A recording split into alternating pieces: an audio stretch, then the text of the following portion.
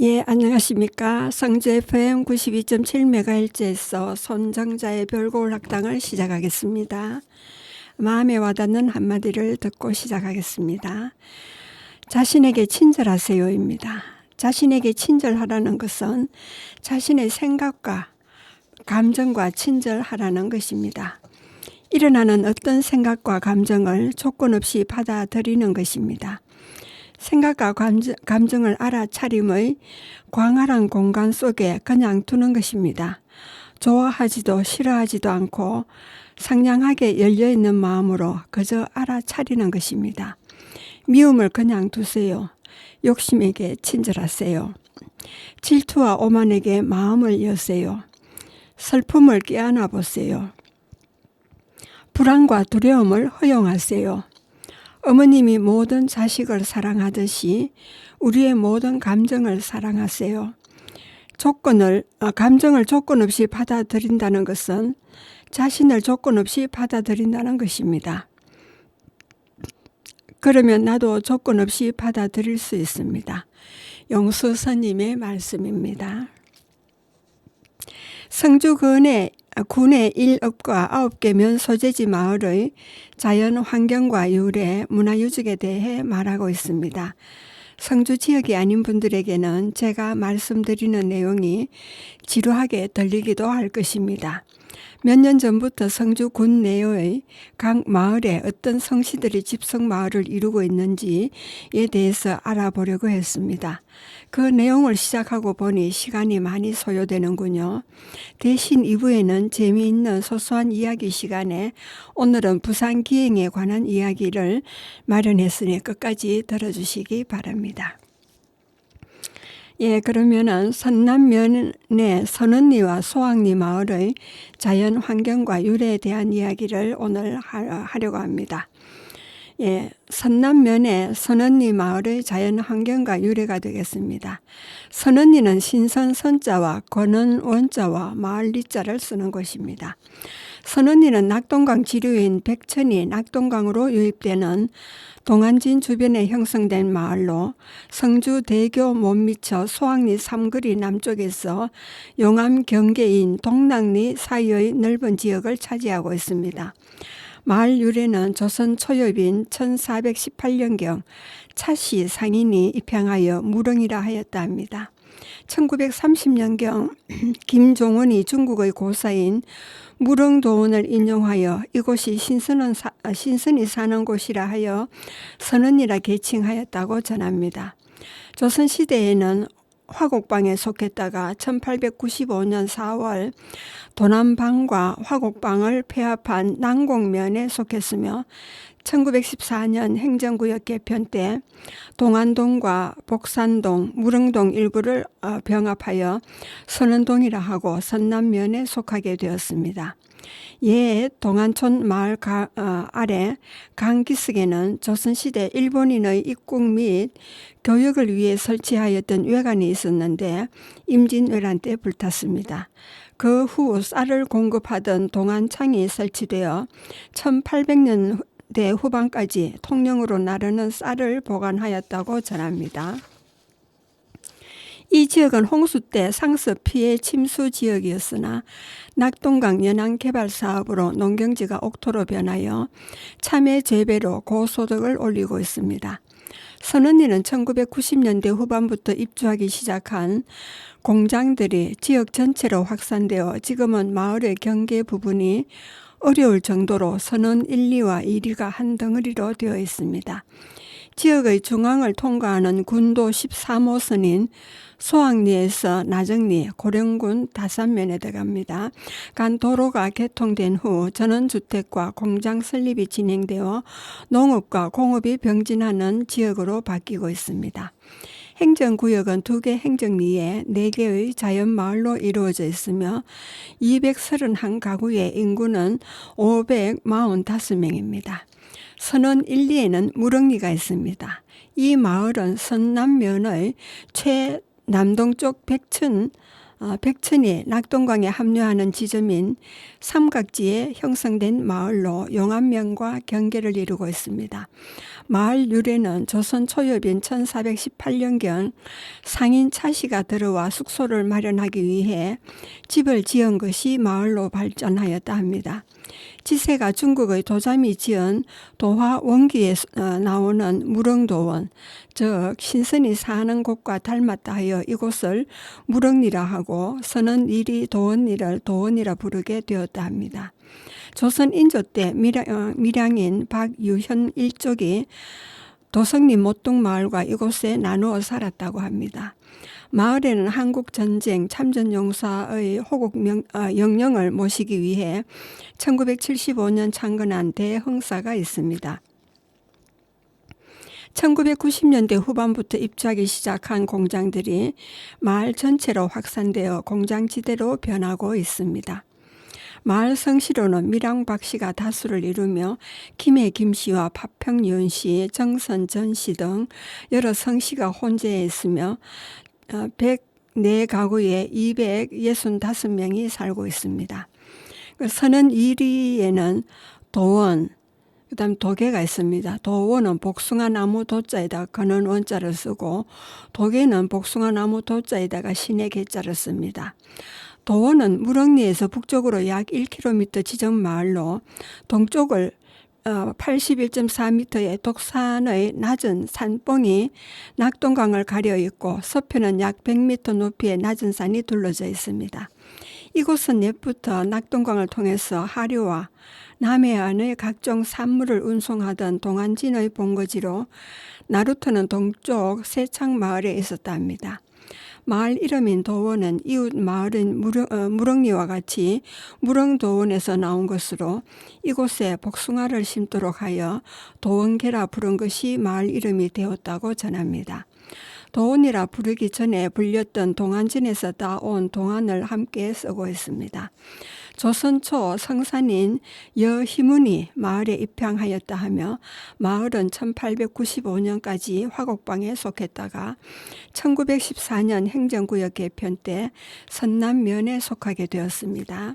마을 주변에는 1970년대 후반 대구 지역에서 밀려난 양계와 양돈 농가들이 이곳에 터를 잡았으나 환경 문제로 1990년도 다른 곳으로 이주하고 지금은 마을 전체가 공장지대로 변하여 인근 마을과 경계 구분이 불분명하게 되었습니다. 성씨로는 김해 김씨와 경주 이씨, 밀양 박씨와 여러 성씨가 혼재해 살고 있으며 가구는 세창 마을을 합하여 127가구이며 인구는 280명이 거주하고 있습니다. 파박골, 파동을 말합니다. 와 파발동이 있습니다. 파박골은 소학 1위와 신송정 마을 앞에 소학 3거리에서 도원마을로 향하는 초입에 있는 마을로 동쪽은 소학들이 있고 마을 뒤편에는 산으로 둘러 있었으나 근년에 산을 깎아 공장을 세워 마을 주변이 빠르게 바뀌고 있습니다. 마을 유래는 처음 도원리의 주민들이 농지 따라 이곳으로 이거하면서 중국의 지명을 인용하여 무릉과 도원의 지명에 걸맞게 파동이라 이름하였다 전합니다. 파박골은 이곳이 동안진에 따른 조창과 역참이 공문을 수발하던 파발을 맡았던 관서가 있었던 곳이라 하여 파발골이라 불렀는데 음이 변해서 파밭골로 불리게 되었다고 전합니다. 군지와 일부 성주 관련 지지에 기록된 서기 936년 견훤과 그 아들 신금이 이곳에서 왕건에게 패하여 후백제가 멸망하였다는 것은 사실을 확인하기 어렵습니다. 또 이곳은 1950년 한국전쟁 때 낙동강 전투의 격전장이 되기도 했던 역사적인 마을입니다. 마을은 40여호에 120명이 거주하고 있습니다. 그리고 세창입니다. 새로운 선실이라는 뜻입니다. 세창은 무릉과 도원의 중간에 있는 옛 동안진 나루터 마을입니다. 마을은 낙동 강변에 있는 81.4m의 독산 자락 아래 남양하여 있어 산이 마을의 서북쪽을 가려줍니다. 고려부터 동안창이 있던 자리라 전해오며 성주 관련 지지인 경산지에 동안진이 고을 동쪽 26리에 있다고 합니다. 소야강, 낙동강의 2층이 됩니다. 소야강 하류입니다. 또 동안원은 동안진의 언덕에 있습니다. 권응진의 시가 있다라고 기록되어 있고 성산지에는 옛 동안청 마을 아래 강가 상기슭에 외관이 있었는데 임진왜란 때 불탔다고 되어 있습니다.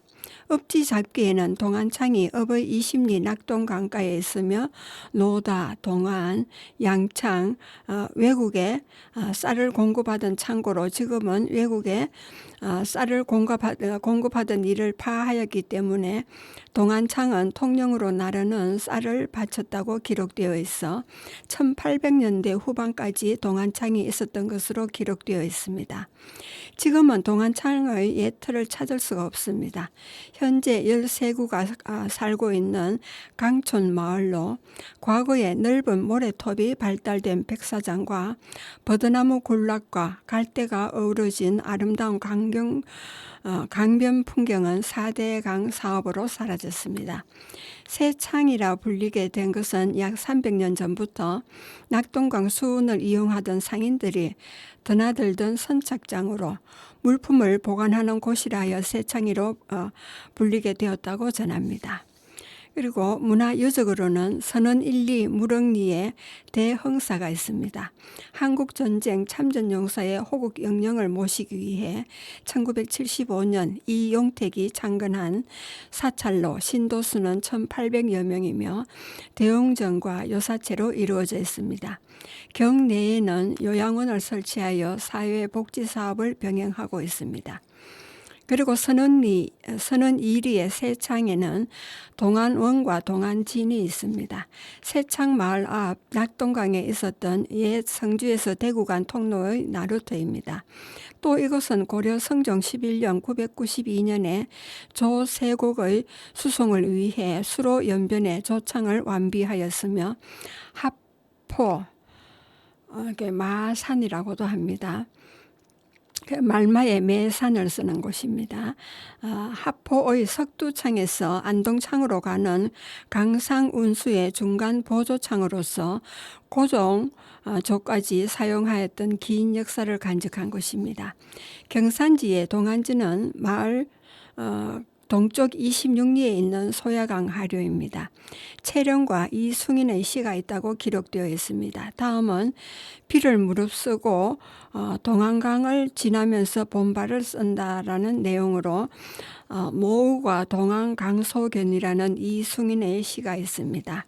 그 시는 하각 편주입 조기 작은 배에서 내려 낚시터에 서니 일상풍 새우사사 강바람은 가늘고 비는 실처럼 내린다. 사이 양립 진성화 도롱의 삭갓은 참으로 그림이건만 차막 그 농미해시 그래도 그 사람은 시를 알지 못하네입니다.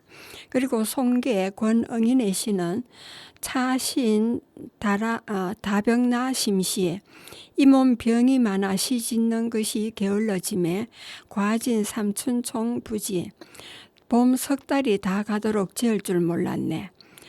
감각 우연 연변일치 강가의 누각에서 우연히 훌쩍 술에 취해 낙화비 섭이음사 지는 꽃 날리는 버들솜을 보며 시상을 가다듬는다는 내용입니다. 선원 2리 도원에는 당산터가 있습니다.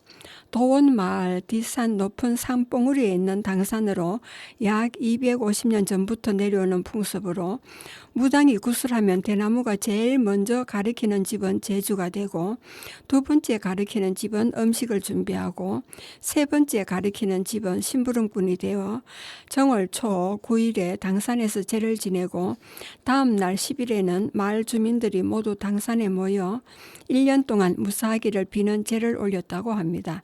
한국 전쟁 후 사라지고 지금은 당산나무 몇 그루만 남아 있습니다. 그리고 산청과 지수, 지명 등에 대했습니다. 선원 1, 2에 이성들이 있습니다. 선원교와 가죽정교 사이의 들판으로 덜 남쪽과 서쪽은 용암면 동락리와 경계를 이룹니다. 마을 앞 강변에 풀이 무성하게 많이 자라서 주변 마을에서는 소 먹이용으로 이용하였는데 4대강 사업으로 모래를 준술하여 풀이 자랄 수 있는 모래톱이 사라졌습니다. 동락리 주변 들녘과 함께 경지 정리를 하여 현재는 후포들이라 불립니다. 그리고 선원 1위에는 독산과 떡매가 있습니다. 독산은 높이가 81.4m로 선남면 선원 1위 세창마을 북쪽과 도원마을 동쪽 산입니다. 예향마을 성주지에 의하면 조선시대에 이곳에 강정봉수대가 있어 동안진의 봉수를 맡았던 산이다라고 기록되어 있으나 근거는 찾기 어렵습니다. 그리고 진달고개가 있습니다. 파발골에서 도원마을로 넘어가는 고개로 군도 13호선인 소학에서 나정간 도로가 개설되기 전까지는 비탈진 고개마루에 소나무가 우거져 행인들이 쉬어가는 곳이었습니다. 도로 확장으로 고개의 기능은 사라졌으나 아직도 소나무 몇 그루가 남아 고개의 흔적을 알려주고 있습니다. 그리고 밤나무 숲이 있습니다. 현재 성주대교 하류 강변에 밤나무가 무성하여 밤나무 숲이라 불렀다고 전해지는데 1936년 병자년 대홍수 때 유실되고 지금은 강이 흐르고 있습니다.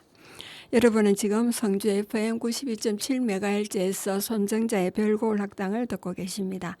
음악을 듣고 오겠습니다. 노사연의 바람입니다.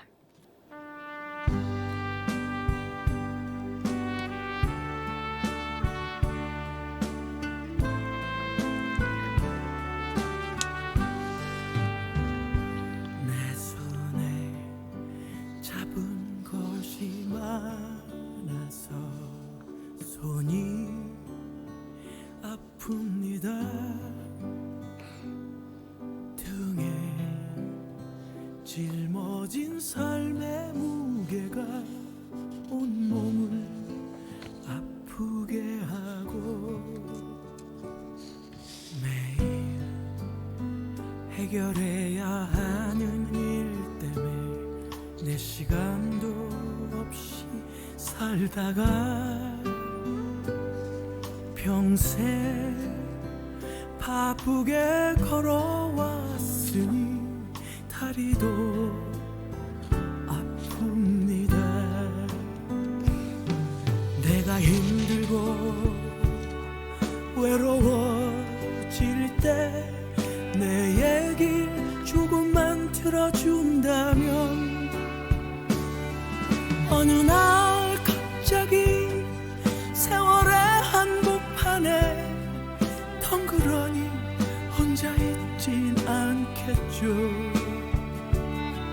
큰 것도 아니고 아주 작은 한마디 지친 나를 안아주면서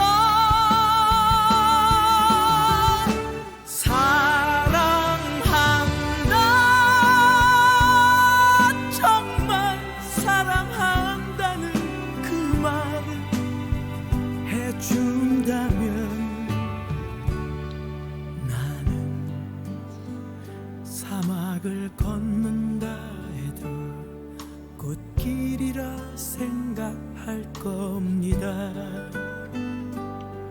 우리 늙어가는 것이 아니라 조금씩 익어가는 겁니다.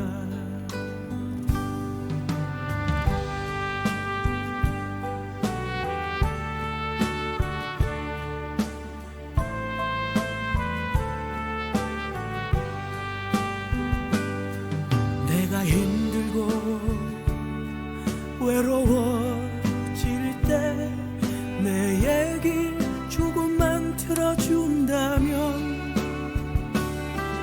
어느 날 갑자기 세월의 한복판에 덩그러니 혼자 있진 큰 것도 아니고 아주 작은 한마디 지친 나를 안아주면서 사랑한다, 정말 사랑한다는 그 말을 해준다면 나는 사막을 걷는다 해도 꽃길이라 생각할 겁니다. 우린 늙어가는 것이 아니라 조금씩 익어가는 겁니다. 우린 늙어가는 것이 아니라 조금씩 익어가는 겁니다. 저 높은 곳에 함께 가야 사랑 그대뿐입니다.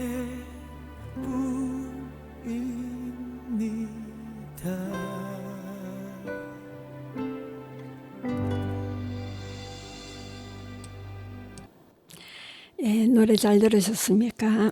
그러면 선남면 소학리 마을의 자연환경과 유래에 대한 이야기를 계속하겠습니다.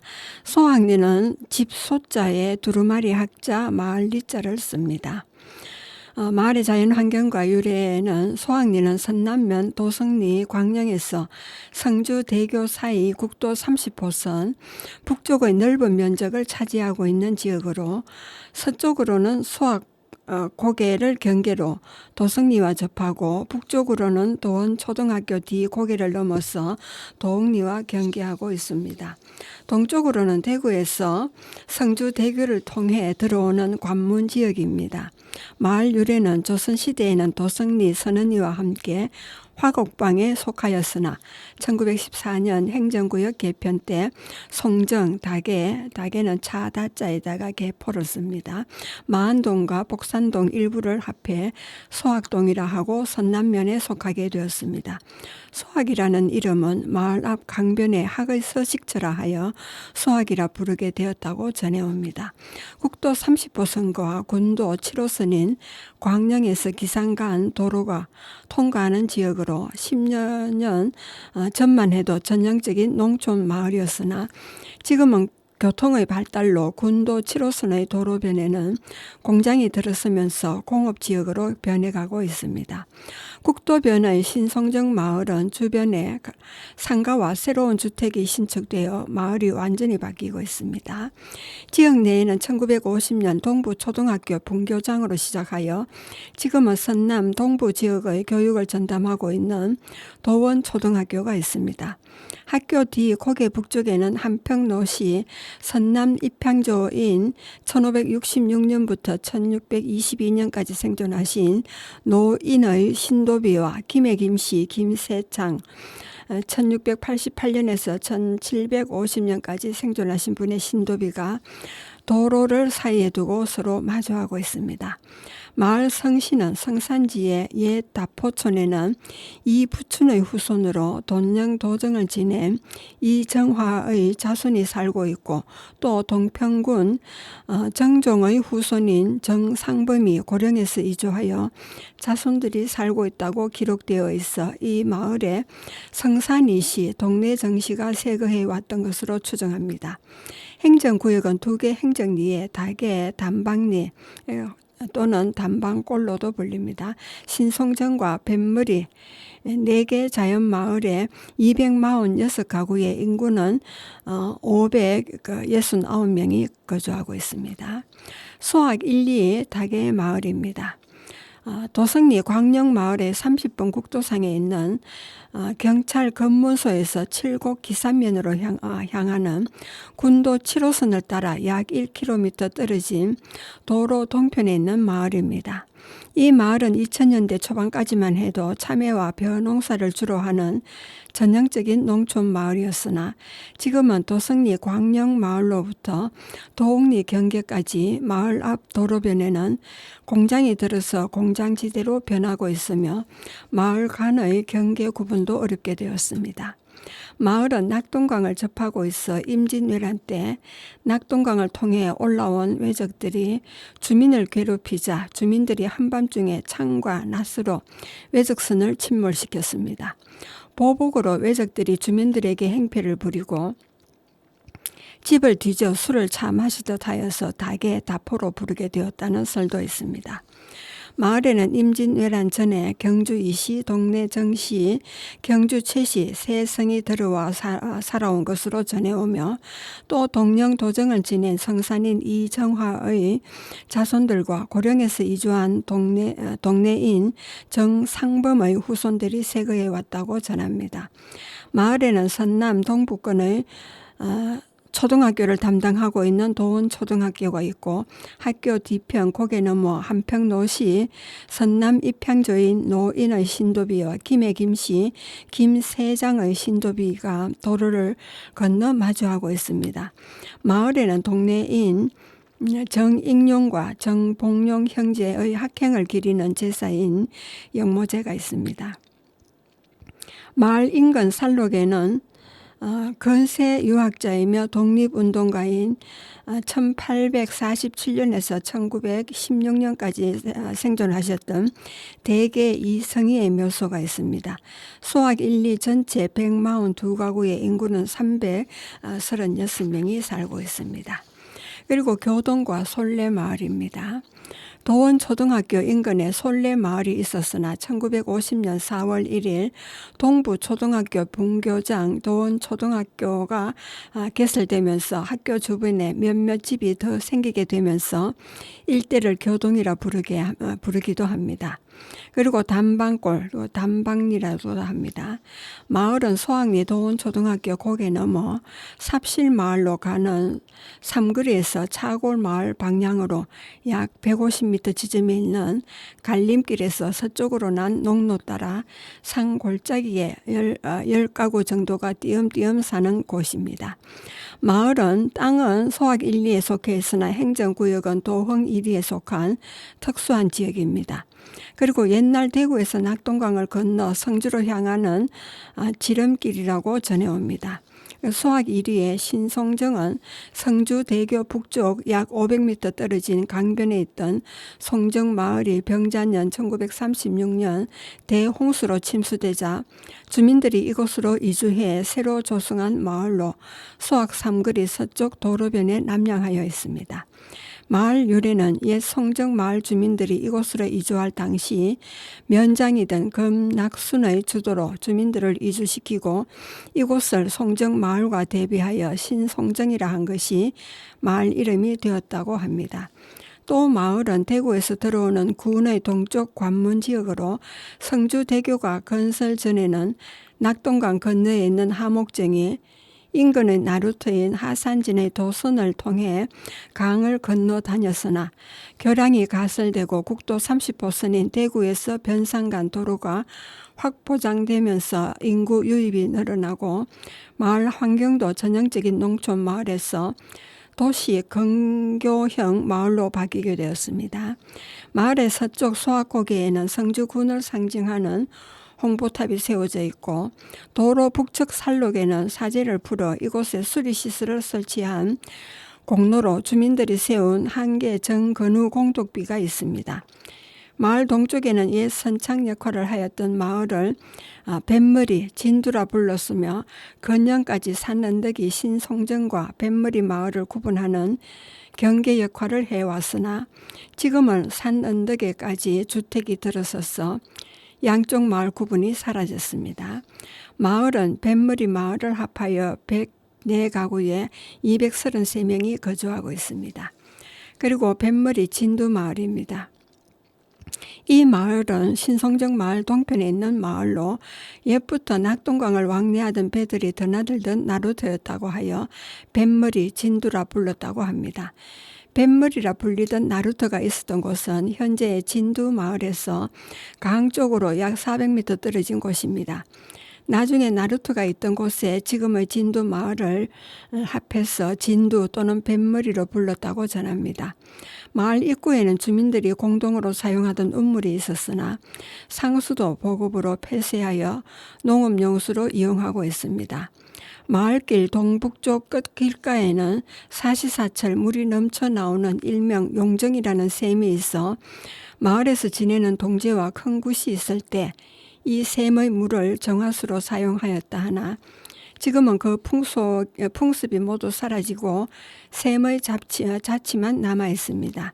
그리고 구송정이 있습니다. 성주대교 북쪽 500m 지점 낙동강변에 있는 마을로 소나무가 울창하여 송정이라 불렀으나 홍수와 낙동강 연안개발로 지금은 낙동강 안으로 편입되어 사라졌습니다. 신송정과 구변기 위에 이곳을 구송정이라 부르고 있습니다. 문화유적으로는 수학 1, 2에는 송내에 관한 전설이 있습니다.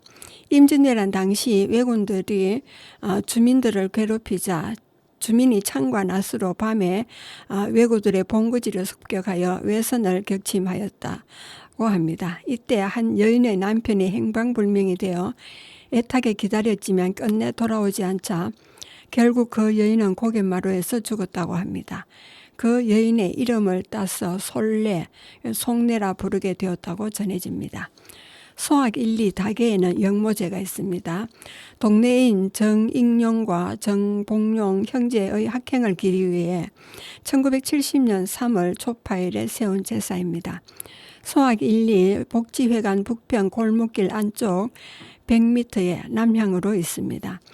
가운데 마루를 두고 동측 한 칸과 서측 두 칸의 팔짝 지붕 평기회를 올렸으며 양측 방 앞에는 반 칸 정도의 전 툇마루를 두었습니다. 현재 활용하지 않아 많이 퇴락했습니다. 그리고 소학 1, 2 도원초등학교 뒤편에 금계노인 신도비가 있습니다. 1981년에 세운 한평로시 선남 입향조인 병조판서 노인의 신도비로 도원초등학교 뒤편 고개 언덕에 동양하여 있습니다. 비는 거북 좌대 위에 비신을 놓고 그 위에 이수를 올렸습니다. 비면에는 병조판서 금계 노선생 신도비라 새겨져 있고 측면에는 단기 4314년 신유 10월이라 새겼으며 주위에는 시멘트 담장이 둘러져 있습니다. 그리고 도계 김세장 세적비가 있습니다. 조선 영조 무신난 1728년대 창의하여 원종 공신에 착록된 김세장의 충곡세덕비로 충공세덕비로 도원초등학교 뒤변 도로변에 남서양하여 있습니다. 2002년에 세운 비는 거북 좌대 위에 비신을 놓고 그 위에 이수를 올렸습니다. 비면에는 정가선 도계 김선생 충공세덕비라 새기고 측면에는 단기 4335년 이모라 새겨져 있습니다. 그리고 소학 1위 소학고개 우측 살록에는 한계 정근후의 공덕비가 있습니다. 선남면 용신리 출신으로 사제를 들여 춘궁기에 밀가루를 나눠주며 주민들을 돕고 선남면 동부 9개 동의 주민을 동인하여 치료사업으로 수리시설을 설치한 공로를 기념하기 위해 1981년 주민들이 세운 공덕비입니다. 화강암 좌대에 비신을 놓고 비갓을 얹었으며 비 전면에는 한계 정건우 선생 공덕비라 새기고 좌우 측면과 뒷면에는 비문을 새겼습니다. 그리고 소학리에는 통신원이 있었습니다. 성주 관련 지지인 경산지와 성산지에 통신원이 고을 동쪽 30리에 있다. 통신원이 선남면 소학동에 있다고 기록되어 있어 소학리에 있었던 것으로 추정되나 지금은 없어지고 흔적을 찾을 수가 없습니다. 여러분은 지금 성주 FM 92.7MHz에서 손정자의 별고을 학당을 듣고 계십니다. 음악을 듣고 오겠습니다.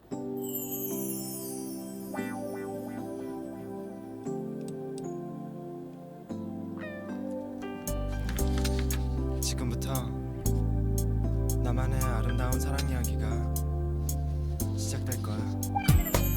Stop, pop, pop, baby. Stay with me, girl. Always together. Stop, pop, pop, baby. Stay with me, girl. Always together from now. 내가 너를 처음 봤을 때 너무나 아름다운 모습에 첫눈에 반한다는 게 바로 이런 거란 걸. 이게 사랑이란 걸. 나 두근두근 안절부절대며 바보 같은 나를 보며 해맑게 웃어주는 너와 끝이 없는 사랑 못 떠나. 그대와 단둘이 언제나 함께 할 수만 있다면 눈 덮인 온 세상처럼 너무 아름다울 거야. Oh yeah. 차츰 너를 더 알게 됐죠. 너 마주 앉아 있다는 게 가끔 정말 꿈이 아닌지 싶어. 너 몰래 내 볼을 꼬집어 가면 나 혼자서 웃곤 했어. 정말 나 행복했어. 그리고 나서 확실히 결심했어. 어떻게 해서든 내 목숨 바쳐 애써 널 지켜주리라. 누가 아무리 그게 절대 무리라 못 말한다 해도 난 절대 아니라 말할 수 있는 그런 사랑 속에 믿음 속에 우리가 될 수만 있다면 야 너만의 남자로 살 수 있다면 야 지금부터 너 하나만 지켜주고 싶어. 나 너만 바라보며 살고 싶어. 그대와 단둘이 언제나 함께 할 수만 있다면 눈 덮인 온 세상처럼 너무 아름다울 거야. Oh yeah. 아무 보잘것없이 모자란 나를 믿고 있는 커다란 빛이 되는 존재. 내 삶의 전체 너에게 청혼할 때가 됐어 이제. 내가 눈 감는 그날까지 내 품에 감싸고 널 언제까지 두 번 다시 돌아오지 못하는 길을 같이 걸어가자. 그 언제까지 내 모든 꿈들을 그대 곁에서 할 수만 있다면 수많은 눈송이처럼 너를 채울 거야. 나는요 그대의 고백 기다렸어요. 그래요 둘이서 마지막까지 함께해요. 그대와 둘이서 언제나 함께 할 수만 있다면 흰 온 세상처럼 너무 아름다울 거야. 그대와 단둘이 언제나 함께 할 수만 있다면 영원히 웃어 세상처럼 너무 아름다울 거야. Spot, pop, pop, baby. Stay with me, girl. Always together. Spot, pop, pop, baby. Stay with me, girl. Always together from now. Spot, pop, pop, baby. 예, 음악 잘 들으셨습니까? 예, 오늘 2부 소소한 이야기 시간에는 부산에 다녀온 이야기를 하려고 합니다. 작년 11월 29일부터 28일부터 29일까지 1박 2일 동안 다녀온 이야기가 되겠습니다. 1972년부터 지금까지 50년 동안 알고 지내던 지인의 초대로 오랜만에 부산을 방문하게 되었습니다. 코로나로 인근 대구에도 잘 나가지 못했는데 부산이란 먼 거리를 간다는 생각에 아침잠을 설치며 일어나 외관역에서 무궁화호로 부산을 갔습니다. 외관에서 차표를 구입하니 경로 우대 요금을 적용해서 차표를 주더군요. 예, 오전 9시 41분 외관역에서 출발해서 오전 11시 38분 부산역에 도착하여 역 입구에서 마중 나온 부부와 반갑게 만나 집으로 갔습니다. 해운대 바닷가 광안대교가 내려다 보이는 2012년에 완공한 292.1m의 72층인 해운대구 마린시티 52층에 살고 있었습니다. 아파트는 동남쪽으로 되어 있어 광안대교와 오륙도가 내려다 보였습니다. 아파트 층수가 높아 주차장도 지하 6층으로 넓게 되어 있었고 2년마다 추첨으로 자신의 지정 주차 공간을 공평하게 옮긴다고 합니다. 아파트는 호텔 형식으로 지어졌다는데 지인의 집은 54평이며 층마다 집 구조와 평수가 다르다고 합니다. 그리고 엘리베이터도 30층 이하 입주민이 타는 것과 30층 이상에 사는 입주민이 타는 엘리베이터가 다른데 운행 속도의 차이가 있다고 합니다. 이삿짐을 옮기는 엘리베이터가 별도로 있는데 마침 이삿짐을 박스에 담아 내리고 있었습니다. 집에는 기본적으로 필요로 하는 옷장과 냉장고, 세탁기, 주방용 가스레인지, 기타 장 등이 붙박이로 되어 있어 이삿짐이 예전과는 달리 큰 짐이 많지 않은 것 같았습니다. 짐을 두고 점심을 먹으러 식당을 가는데 아파트 건물 2층에서 구역 내 아파트길이 구름으로 길게 연결되어 있어 가고자 하는 곳에는 문으로 들어가도록 되어 있었습니다. 제가 여고 시절 다닌 학교에도 교실과 교실 건물을 연결하는 구름다리가 있어 이용했는데 아파트길이 연결된 긴 구름다리는 처음 보았습니다. 아파트 단지 내에는 약방과 식당, 세탁소, 마트 등 모든 것이 있어 멀리 나가지 않아도 단지 내에서 모든 것을 해결할 수 있다고 합니다. 식당에서 점심을 먹은 뒤 걸어서 동백섬을 강아지 빙고를 경공카에 태워 아들 기승이가 밀고 갔습니다. 애칭 빙고의 품종은 오크셔 테리어 또는 요크라고 합니다. 영국 개 품종 중의 하나로 빅토리아 시대에 영국 오크셔에서 유래되었다 합니다. 노동자들이 기르던 개로 쥐 잡기용 강아지로 인기가 높았던 애완견이라 합니다. 털 색깔은 머리와 사지만 짙은 황갈색과 그 외의 다른 부위는 감청색, 계통과 회색 등이 있다는데 빙고는 귀엽고 몸 전체를 연회색으로 감싸있는 털이 아름다웠습니다. 애완견을 키우는 사람은 잘 알겠지만 수명은 13년에서 16년이라고 합니다. 강아지 한 달은 사람 나이 1살이고 2달은 3살, 석 달은 5살, 6달은 13살에 해당합니다. 강아지 1년은 사람 나이 20살에 해당하며 3년은 30살, 6년은 40살, 10년은 사람 나이 70살에 해당합니다. 개 수명이 12년 정도면 80살 노령견입니다. 개의 개성과 대사가 수명에 큰 영향을 끼쳐 개 수명은 소형 개는 길고 대형으로 갈수록 짧아지는 것으로 알려져 있습니다. 애완견이 건강하게 장수를 원하지만 사람의 수명만큼 개의 수명은 길지 않은 현실입니다. 지인의 집에서 키우는 빙고는 9년생으로 사람 나이 70에 해당하는 노견이라 오래 걸을 수 없어 경공카에 태웠다 걸렸다를 반복하게 되었습니다. 나와 처음 보는데도 곁에 와 앉으며 부침성을 보이는 귀여운 개였습니다. 그리고 동백섬으로 가는 다리 밑에는 강태공들이 낚시를 하고 있었습니다. 그곳은 강물이 바다로 흘러드는 곳으로 30cm 정도 크기의 많은 숭어가 여유롭게 헤엄을 치고 있고 위로는 갈매기들이 날고 있지만 갈매기는 큰 덩치 숭어보다는 작은 치어를 잡아먹기 때문에 숭어가 크게 자라고 있었습니다. 그리고 경북 지역에서 해운대로 여행 온 사람들이 탄 유람선이 바다로 나가고도 있었습니다. 노무현 대통령 때 개최했던 동백섬의 누리마루를 둘러보고 산책로를 걷는데 길에는 각양각색 품종의 애완견을 데리고 산책하러 나왔습니다. 그리고 동백꽃 일부는 아직 개화 시기도 아닌데 흰색, 분홍색, 진홍색 꽃을 피우고 있었습니다. 그리고 섬 주변 곳곳에는 바다로 내려가는 길이 나 있었고 해안길을 따라 둘러보는 기차도 다니고 있었습니다. 짧은 시간에 해운대를 구경하려니 바빴습니다.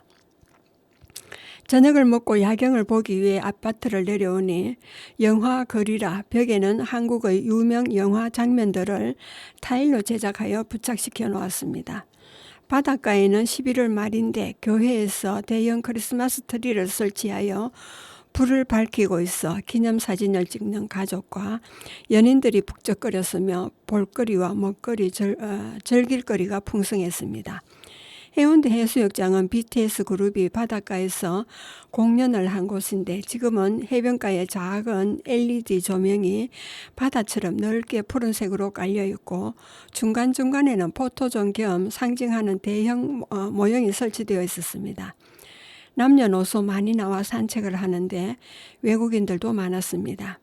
LED 조명과 둘러있는 고층 건물에서 밝혀진 야등이 불화성을 이루었으며 아파트 건물 아래 울타리용 나무에는 11월 말부터 2023년 2월 말까지 불 밝힐 터리가 준비되어 있었습니다.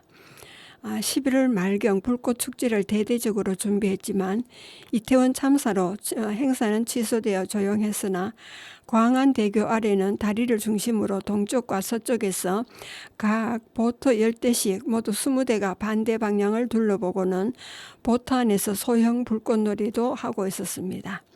참고로 해운대 마린시티의 LCT는 바다를 메워 만든 땅으로 고급 주상복합 아파트입니다. 수영만 매립지로 매립한 후 방치되던 곳에 주상복합 아파트를 짓기 시작하여 광안대교와 어우러진 화려한 스카이라인을 자랑하며 지금은 마린시티가 되었다고 합니다. 2000년대 초 현대 카멜리아 아파트를 시작으로 현대 하이페리온, 더샵 아델리스, 우신 골든 스위터, 트럼프 월드 마린 등 고급 주상복합이 들어서기 시작했다고 합니다. 마린시티의 정점을 찍은 것이 아이파크와 두산 위브더 제니스입니다. 두산건설, 현대산업개발은 먼저 생긴 고급 주상복합보다 더 뛰어난 최고급 휴양지 고층 아파트를 계획했고 이 두 곳이 마린시티 대표이자 부산의 랜드마크가 되었답니다. 마린시티 땅은 바다를 메운 매립지라 면적이 한정되어 있고 면적을 충분히 활용하려다 보니 높이 올릴 수밖에 없었고 바다와 아주 가깝게 지어진 것이 특징입니다. 좁은 면적의 화려한 외관을 자랑하는 커튼 윌룩 아파트는 30층에서 80층 높이의 하늘을 찌르듯이 높이 솟은 건물 마천루들이 만들어낸 스카이라인은 우리나라에서도 탑이라 할 수 있습니다. 미국의 IME와 호주 골드코스트와 싱가포르의 마리나베이, 홍콩을 연상케 했습니다. 그리고 부산 해운대 마린시티 아파트 층수 높이 중에서 가장 높은 건물을 기준으로 한번 말씀드려 보겠습니다. 두산 위브더 제니 101동은 80층이고 301m입니다. 아이파크 T2동은 72층이고 293m입니다. 마린시티 자이는 48층이고 두산 위브 포세이돈은 45층, 엑소디움은 44층, 트럼프 월드 마린은 42층, 현대 하이페리온은 41층, 마린시티 우신골드 스위트는 38층, 현대 베네시티는 38층, 현대 카멜리아는 32층, 마린시티 우신골드 메르시아는 30층입니다. 그리고 LCT는 랜딩 크래프트 탱크의 약자로 LCT가 생기기 전 부산서 가장 높은 아파트는 두산 위브더 제니스였다고 합니다.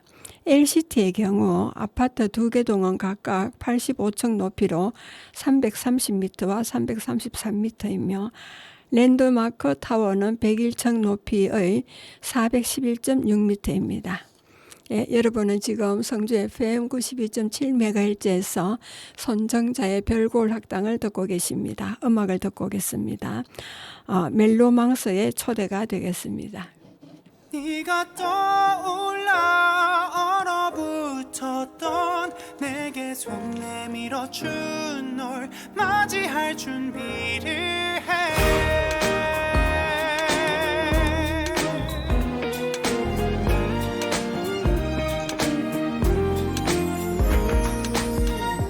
기분 좋게 내린 햇살을 보고 반가운 마음으로 문을 열고 나가고서 맞이해본 따사로운 오늘은 다가와준 봄날을 기대하게 해. 나는 알지 못할 여기저기서 즐거움에 부푼 꽃들은 준비하고 그들만의 노랫소리들로 너와 나의 눈을 또 즐겁게 하겠지. 네가 떠올라 얼어붙었던 내게 손 내밀어주고 나를 덮어주던 네가 없이는 의미 없어서 내게 봄이 돼줬던 널 맞이할 준비를 해.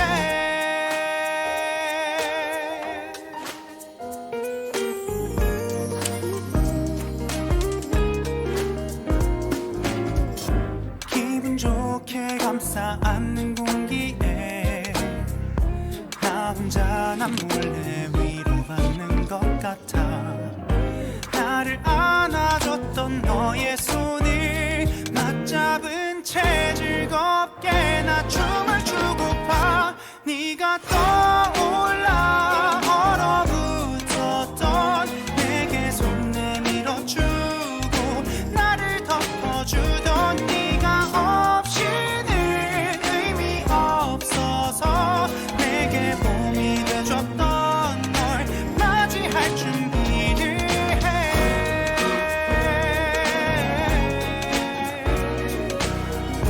아름다운 축제 노래들조차 너 없이는 결국 주인공 없는 초라한 무대일 뿐이야. 울려 퍼지는 꽃들의 노래 함께 손을 잡은 채로 나와 춤을 춰줘. 결국 너 없이 아무 의미 없어질 다가오는 노래를 너로 완성시켜줘. 그렇게 날 반겨줘.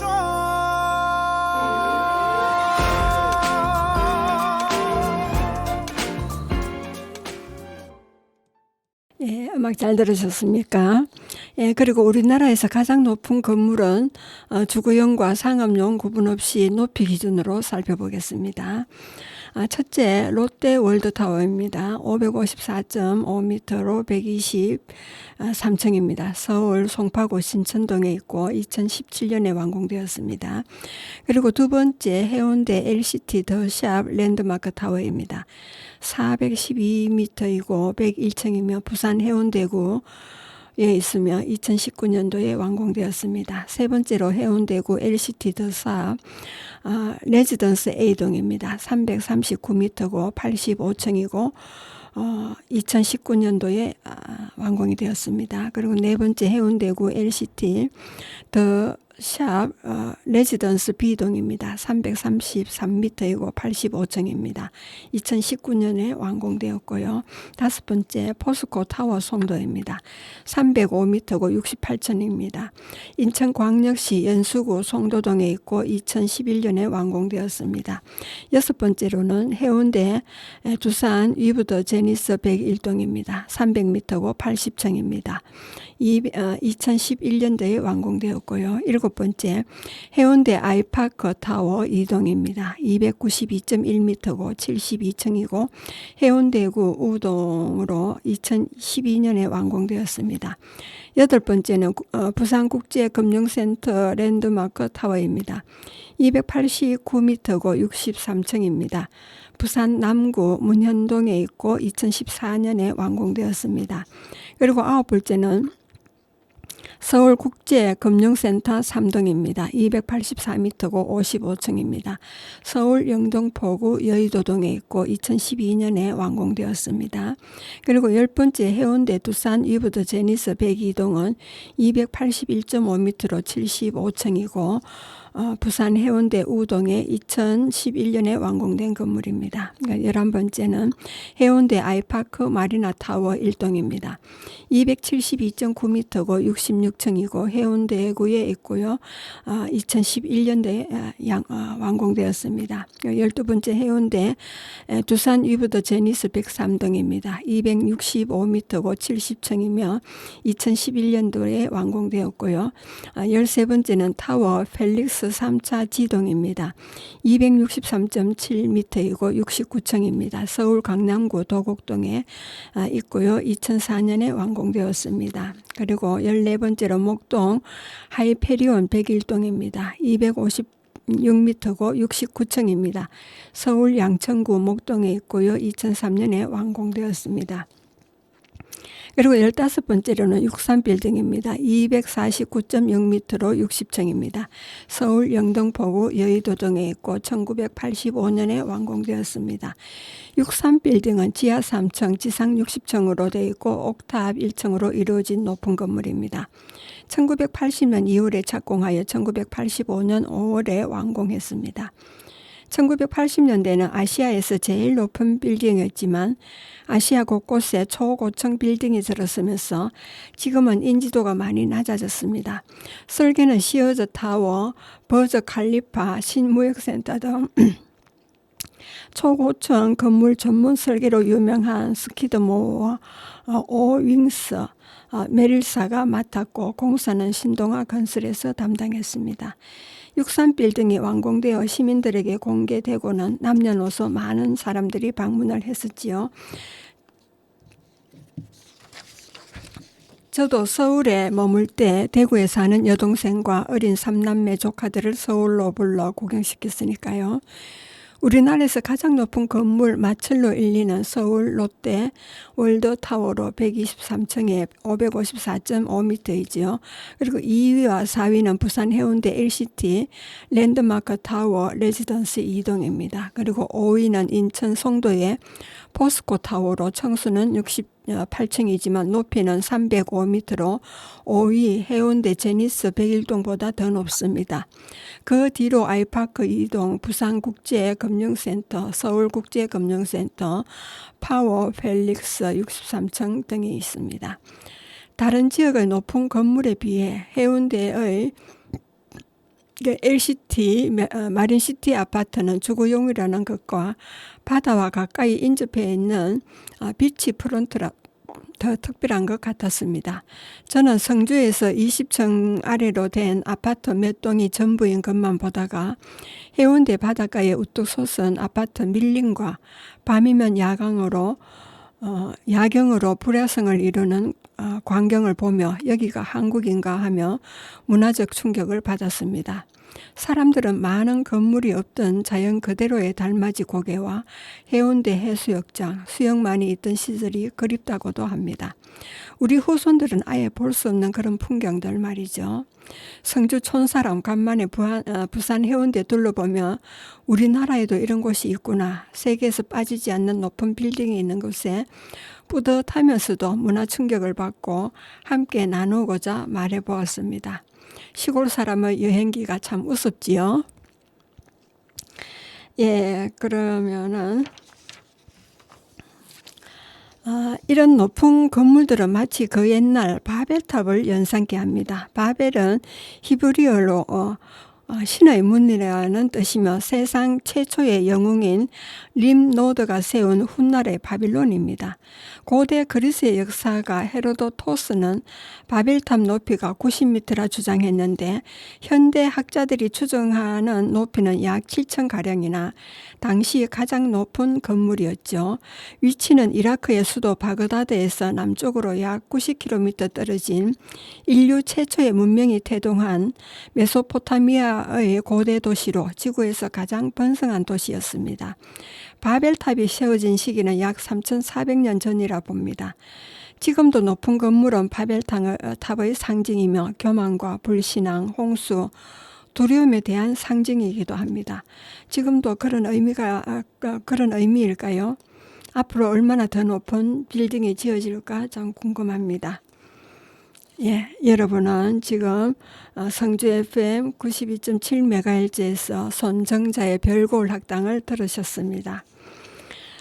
마지막 노래를 듣기 전에 2000년 9월 15일 오스트레일리아 시드니에서 제27회 올림픽이 열렸을 때 개막식에서 남북의 선수단은 한반도 길을 앞세우고 동시에 입장을 했습니다. 개막식장에 아리랑이 울려 퍼지고 11만 관중이 모두 일어나 손뼉을 쳤죠. 남측 아리랑 응원단이 북측 선수와 응원단을 환영했습니다. 우리는 한반도기를 앞세우고 남북한 선수들이 동시 입장하는 모습을 생중계로 지켜보며 온몸에 전율을 느꼈던 것이 생각날 것입니다. 분단 후 처음 있었던 일이었으니까요. 예, 그러면 오늘은 마지막 노래로 심광자의 청주 아리랑을 듣겠습니다.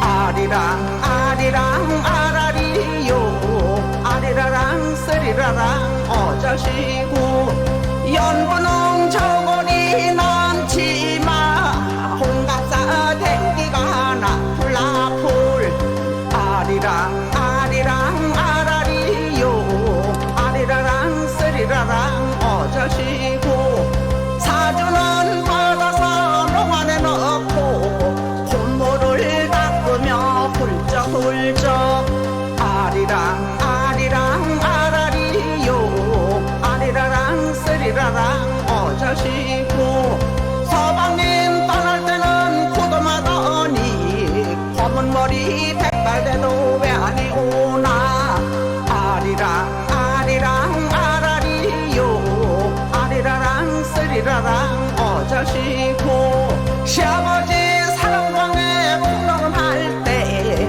5, 6월 장마에 보리상 나네 아리랑 아리랑 아라리요 아리라랑 쓰리라랑 어자시고 시어머니 바람주고 내배 굴릴 때 어린 자식 져달라고 애타게 운다 아리랑 아리랑 아라리요 아리라랑 쓰리라랑 어자시고 무명질상 못하는 건 대단하고 시부모님 공경한 건 대단찮나 아리랑 아리랑 아라리요 아리라랑 쓰리라랑 어자시고 아리랑 타령이 얼마나 좋은지 소뚜껑 두드리며 엉덩 춤춘다 아리랑